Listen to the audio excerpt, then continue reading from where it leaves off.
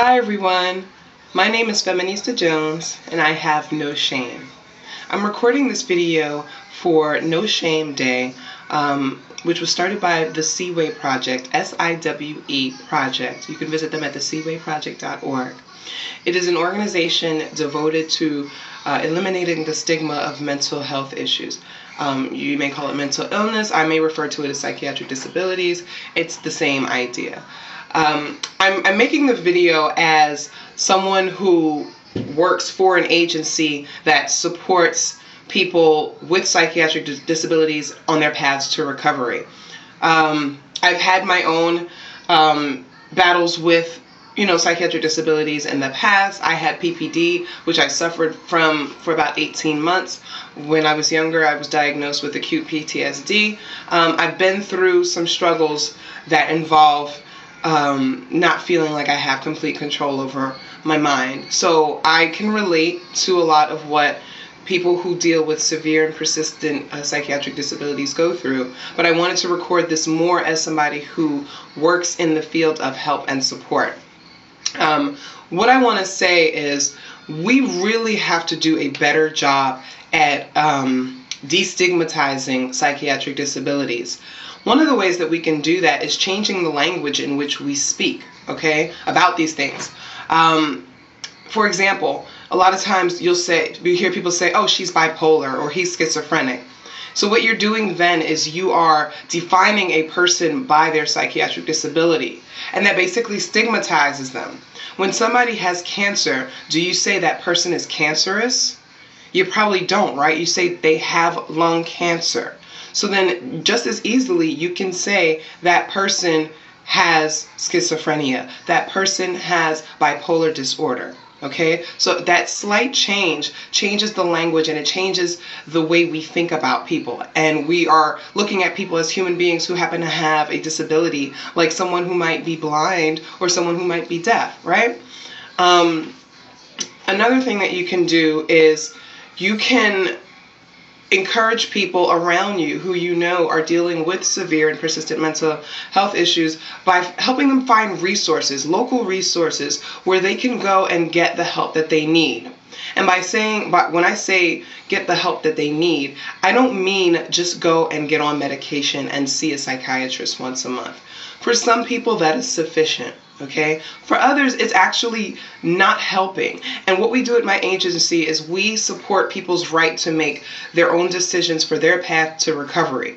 We support when people say, I don't want to take these medications because they make me feel so sick and I can't get out of bed every day and I can't go to work. I can't do anything because of these medications.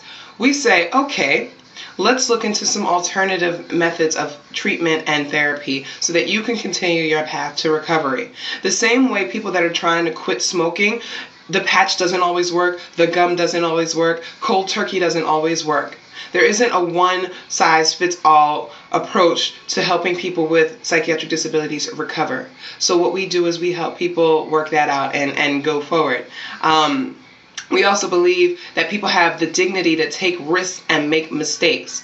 One of the things we do as a society is when somebody makes a mistake or somebody does something wrong, we immediately think about them having a psychiatric disability. And then when we find out that they do, then it becomes all about that. Could it have just been the person made a mistake or they messed up in the same way that we did? Somebody gets into a car accident. Did I get in a car accident because I didn't look where I was going? Or did I get into it because I have bipolar disorder? So that's one of the ways that we can try to, think about things like that. Just stop making everything about a person their diagnosis. People are allowed to be people and they just happen to have this. If somebody in your life, somebody close to you is struggling with things and you want to offer them support, go to your local Department of Health, Department of Mental Health. A lot of times the Department of Mental Health and maybe mental hygiene falls underneath the Department of Health. At least it does in New York and maybe in other major cities. and find out the resources that are available. Most health insurance companies cover mental health visits. I think the copay might be a little bit higher and the doctors may be limited, but that's something that we're lobbying for, and we're lobbying for an expansion and a broadening of that. But in the meantime, people need to understand that you can get this help covered under your insurance, okay? There are other alternatives. There's acupuncture, there's tai chi, there's yoga, there's, raw food diets, there's group therapy, there's pet therapy.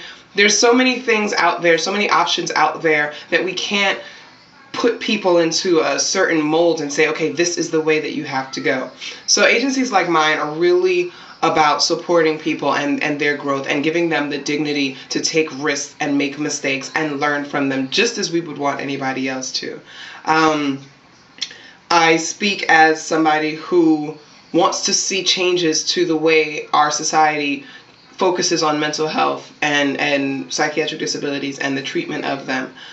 We need more funding. We need more funding for programs like mine that take homeless people out of the shelters and out of psychiatric hospitals and provide them with stable housing. We believe that everybody has the right to housing and that your psychiatric disability should not get in the way of that. So we provide people housing even in the midst of whatever the situation is. People really need that. So we need money for that because most of these people, they have very low incomes. They rely on SSI payments. I mean, I live in New York. My rent is $1,100. These people are getting $760 a month. How can they afford rent? So the housing is subsidized. It's subsidized through funding that last year, 17% of which got cut. So we really need to lobby for that. There are people that can't afford their medications, right? We need more funding to help subsidize the cost of mental health medications, often which are not covered under a lot of health plans.